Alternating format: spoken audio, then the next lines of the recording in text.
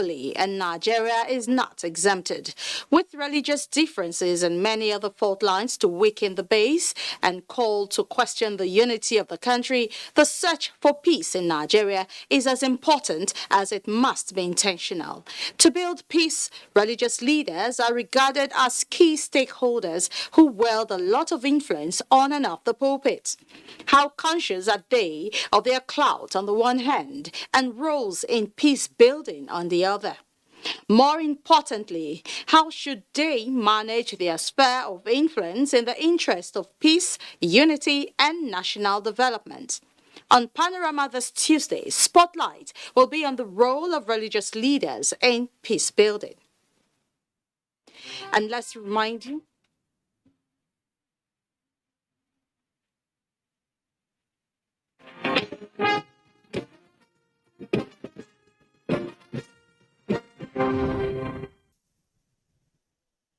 don't forget that you can follow this news broadcast live on our website at nta.ng/live and on YouTube at NTA News Online. You can also visit our Facebook page at NTA Network News, our Twitter handle at NTA News Now, and on Instagram at NTA Network for updates. I am Adeola Komiakere. Telling you that the ministries, departments, and agencies involved in the implementation of a national action plans have been advised to intensify efforts in the execution of a plans aimed towards creating a better business environment. Vice President Yemi Osinbajo gave the advice when the Presidential Enabling Environment Council, which he chairs, received the midway report on National Action Plan 7.0. State House correspondent Jide Onifade reports.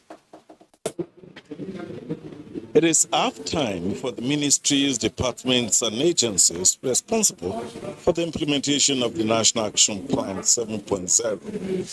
The plan started on February 7th this year and is to end on April 7th. So it is exactly just over midway. And so we were looking at the progress so far. You know, we have the agro-export plan, and then we have the other initiatives, the regulatory initiatives, the automation initiative, the airport plan.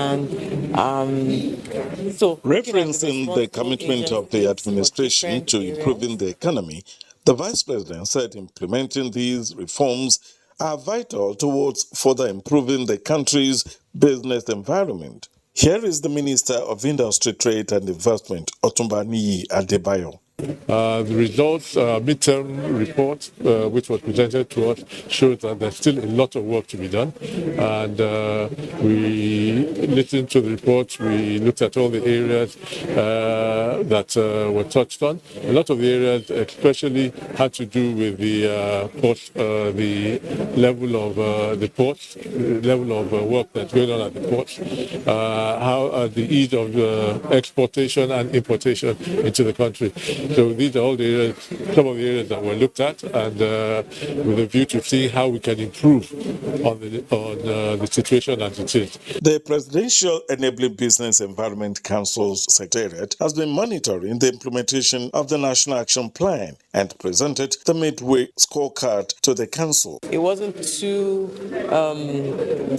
encouraging where we are right now after day 30. So we really need to drill down on those escalations and to hold agencies accountable and to encourage them to push more to deliver these reforms for Nigerians. The National Action Plan 7.0 has an implementation period of 60 days, and achieving just 26% midway is considered not acceptable.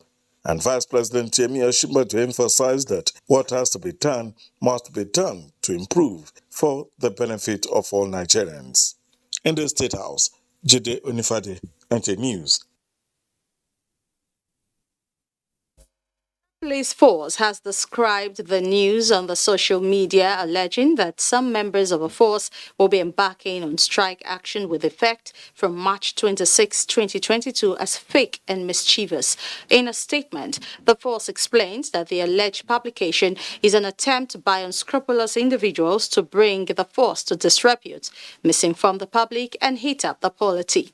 The force further restates that personnel are fully aware that the strike action and other deliberate disruption of law enforcement services by any security organization is mutinous, and the force would not allow the situation to degenerate to the level of disloyalty and indiscipline, as police and services are paramount and essential in the maintenance of law and order.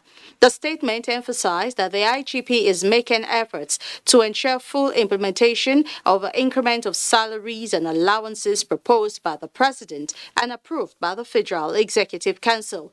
Meanwhile, the IGP assures that the Nigeria Police Force is committed to discharging its duties to the nation as expected and renew the commitment of the force to ensuring public safety and the protection of lives and property of all citizens. The Lagos State Police Command says it is not relenting in its efforts to rid the state of crime and criminality. The police public relations officer Adekunle Ajishebutu said this while briefing the press on the latest anti-crime efforts made by the command. Kende Adebisi reports that the PPRO opened the lead on a 15-year-old nanny who strangled a 6-month-old baby to death. Lagos State, the commercial nerve center of the nation, is often referred to as a land of many opportunities. Just as a city grows daily in terms of socio-economic development, so also are criminal-minded individuals devising means of disrupting the peace of the state. So far, about 300 suspected criminals have been arrested from January this year till date, bordering on murder, kidnapping and robbery, car theft, and other vices. Large number of police officers posted to strategic locations, including motor parks and garages across the state. This is a proactive approach to crime prevention and management, which the command is doing. Among the paraded suspects is a 15-year-old nanny who murdered a 6-month-old ward put in her care. I said no, that I don't want to bring that baby. I begged them. They didn't agree what I... So they give me bath, said that I should call that baby 4 times, the name 4 times.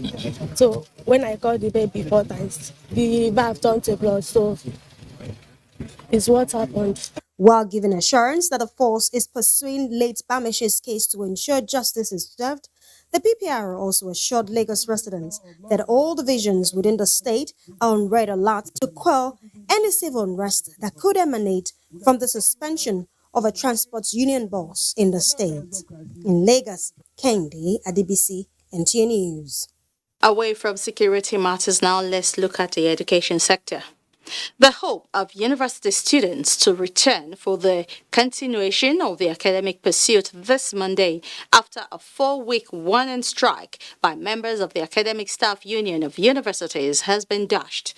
This is as a result of extension of the industrial action which took effect from 12 noon 15th of March 2022. Ingino John Adams tells us more. These students were on campus early with optimism that the waiting was over and lectures would kickstart, only for them to hear the news of rollover of the industrial action by ASU for 8 more weeks.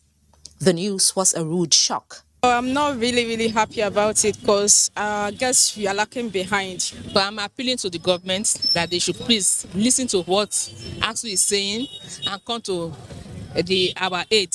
Moses Silas has a business on campus which was booming before the strike.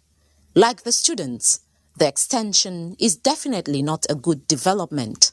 My business to bind books and make photocopy on it. Now you can see nothing work out again. Obviously, ASU is not ready to sheath its sword for the next 2 months as chairman, University of Lagos chapter, Dele Ashuru says there is no going back until contending issues are adequately addressed. NEC, in its wisdom, decided to roll over the strike again for another 8 weeks to enable government address these issues. And our conclusion is that we will continue to watch and respond to invitation by government within this period so that our students can return back to school in earnest.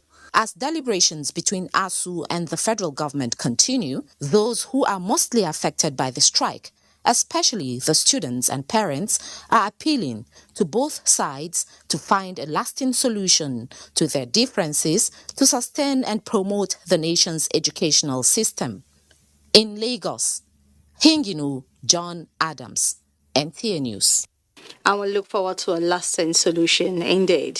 Now, we live in a society where long-standing conflicts linger and new ones emerge as often as possible. Such conflict situations tend to be more intense when emotions built around religious fervor are involved, making the prospect of peaceful resolution at such times appearing a little distant.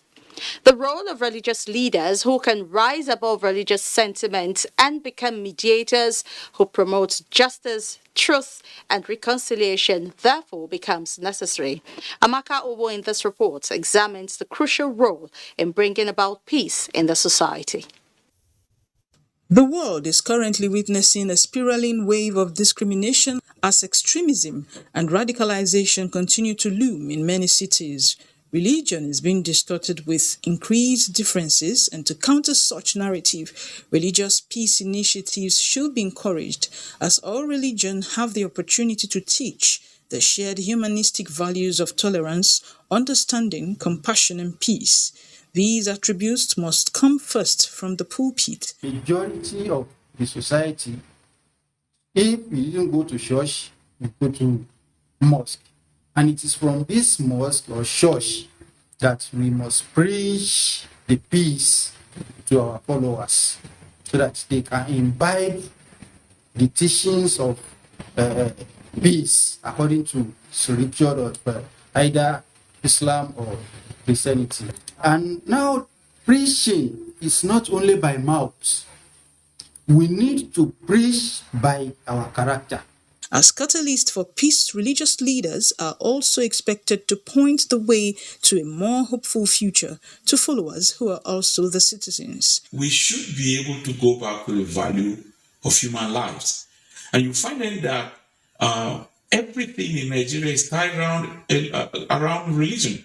And so for me also, direction to our leaders, to political leaders, ought to come from religious leaders. Inasmuch as sustainable peace requires not just a political will, it is also a collective responsibility of all and sundry in making the society habitable and conducive for everyone. In Lagos, Amaka Owo, NTA News. And to speak more on the roles of religious leaders in peace building is the Most Reverend Rufus Oshitelu, the primate of the Church of our Lord Aladura worldwide. Thank you for joining us on Panorama today. You're welcome. Okay, now let's go straight to the point. As you have heard from the background report, Nigeria has many fault lines, with many of them, particularly religious differences, being explored, sometimes to question the corporate existence of Nigeria. How best do you think these fault lines can be managed for sustainable peace? It's only when the people, to some extent, are happy, are satisfied, then most of these ailments will reduce. Look, why do we have kidnapping in the country, which has really turned into a business? Kidnapping is today in Nigeria, it's a professional thing. People just, you get rich quick syndrome that we already have anyway. So all you need to do, your friend will say, last week I still saw you at Motor Park, looking for passengers, and 2 weeks later, you're a millionaire. How did you make it? Please, show me the way. Teach me how to fish. Don't give me fish. Don't give me money. Just show me how you have made it. Just get a gun, one person to assist you. Look around for rich people's children or anything, kidnap them, ask for ransom, and you will become a millionaire automatically. So the problem, because of lack of proper sustainable development, that's why we are having all these challenges here and there. Okay, now where do the religious leaders now come in? We know words could be declarations, could be sermons, could be prophecies, and these are respected as long as it comes from their religious leaders. They revere these words. Now, in all of this, do you think religious leaders are doing enough for conflict resolution to put a stop to all of this and let there be a peaceful nation? You cannot do enough. That's number one. Personally, I think we are not doing enough because religion does not exist in a vacuum. We are part of the society. So, what religious leaders need to do, there are two things. Number one, speak truth to power. Tell those who are in authority what you are doing is good, but it's not good enough. So, you can improve upon it. Just I'm speaking truth to power right now. So, by going back to the 1963 Constitution, then two, now let us tell our followers, anything that does not bring peace is not good for the country. It's not good for the nation. We need peace. Without peace, we cannot develop. We need peace to develop. So we need to continue to hammer that to our people and always be agent of peace. Do not say anything that could cause riot, because sometimes, when you are too fanatic, I won't say too religious, too fanatic, then you go beyond bounds. Yes. And then you inspire the people, they go out, they start looking for somebody who's not of their own religion, of their faith, and they want to kill and maim and all the rest of them. So we must always be agent of peace and say things that will bring peace. All right. Religious leaders in Nigeria, they belong to a council called NIREC. Do you think they are doing enough to ensure peaceful coexistence in the country? NIREC is really doing a lot of work. But I know NIREC is also facing some challenges because I was a member of NIREC. And in all our meetings, these religious leaders, 25 from the Islamic faith and 25 from the Christians, we understand ourselves.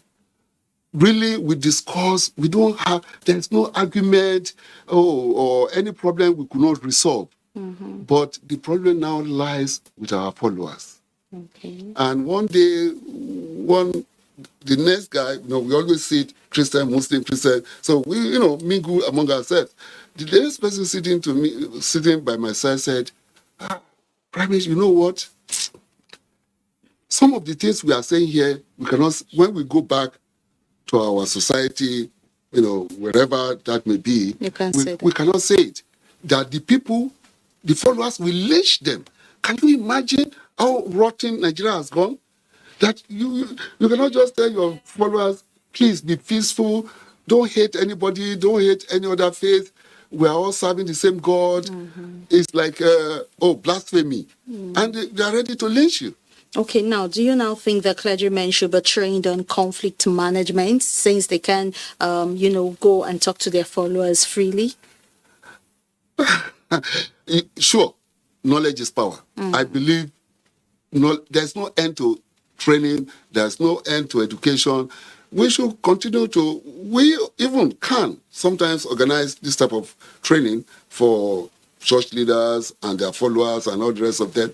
So, I support that the training should continue. Okay. The training should continue because without training, even there might be new methods that we can use, like somebody is afraid that he or she may be lynched by the followers. There may be a way to do it that it will not cause trouble. Okay. So we should continue training. And is there any punitive measure for any religious leader who goes the other way around? Yes, there is, but within their own faith leaders. Okay. So a Christian cannot discipline a Muslim cleric, just like a Muslim cleric cannot discipline a Christian cleric. Okay, all we'll be talking about is for peace building in Nigeria. Thank you, the Primate of the Church of the Lord, the Ladera, for being with us on Panorama this day. Thank you for having us, sir. You're welcome. You're still watching Panorama on the network service of the NTA. We'll take a break and more reports when we return. Don't go away. Coronavirus is real. Steps to avoid this pandemic. Wash your hands regularly or sanitize your hands. Keep social and physical distancing.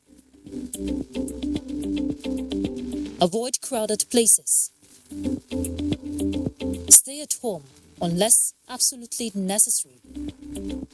Don't touch your eyes, nose, or mouth if your hands are not clean. Avoid the spread of coronavirus. Coronavirus is real.